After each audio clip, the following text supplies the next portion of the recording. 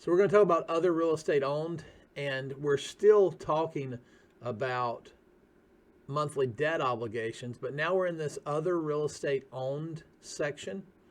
And in this other real estate owned section, we're going to go to the qualifying impact of other real estate owned. And we're going to read about qualifying considerations. When the borrower owns mortgaged real estate, the status of the property determines how the existing property's principal, interest, taxes, insurance, associational fees must be considered in qualifying for the new mortgage transaction. If the mortgage property owned by the borrower is an existing investment property or a current principal residence converting to an investment use, the borrower must be qualified in accordance with, but not limited to, the policies in topics rental income, minimum reserve requirements, and multiple finance properties for the same borrower. So that's that's three more sections of conversation that we might have. But just keep in mind that if you're moving out of your house, turning it into a rental and buying another one, or if your property owned is already other rental properties, then we got to qualify in accordance with, but not limited to, these policies. An existing second home or current principal residence converting to a second home,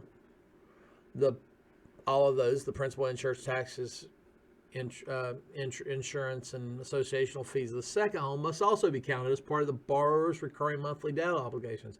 So when you're doing a second home, you got to qualify for both mortgages and both principals and both interests and both taxes. Obviously, the borrower's current principal residence that is pending sale but will not close with title transfer to the new owner prior to the subject transaction, the lender must comply with the policies in this topic. So if it's not going to sell before, you got to stick with it. You got to deal with it. In conjunction with the policies in this topic, the lender must also comply with the policies, multiple finance properties for the same borrower. Sorry, I had to yawn there. My brain must not be getting enough oxygen.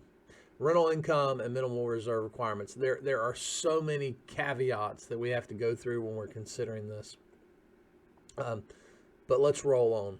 Mortgage assumption. When a borrower sells a mortgaged property and the property purchaser assumes the outstanding mortgage debt without a release of liability, the borrower has a contingent liability.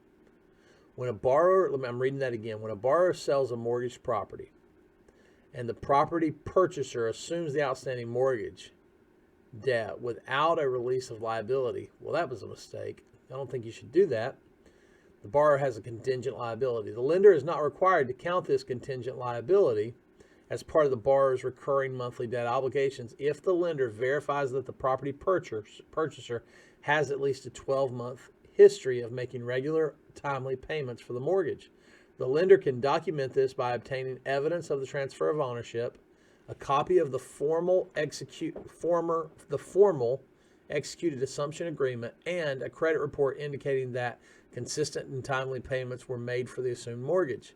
If the lender cannot document timely payments during the most recent 12-month period, the applicable mortgage payment must be counted as part of the borrower's recurring monthly debt obligations. I'm not sure I understand why a person would allow somebody to assume their property and they would still hold liability. Maybe it would be a situation where a mother and father allowed a child to assume the mortgage. That's a possible scenario where you would like somebody enough to hold liability, but this is a interesting caveat here. Again, you might be thinking, Josh, why are you always talking about people coming to work with you? Well, mainly because I have to always show this at the end when I'm doing a video talking about mortgage in any way. So just want to make sure you know that I'm always interested in finding good people to come and help me grow Churchill Mortgage across the state of North Carolina.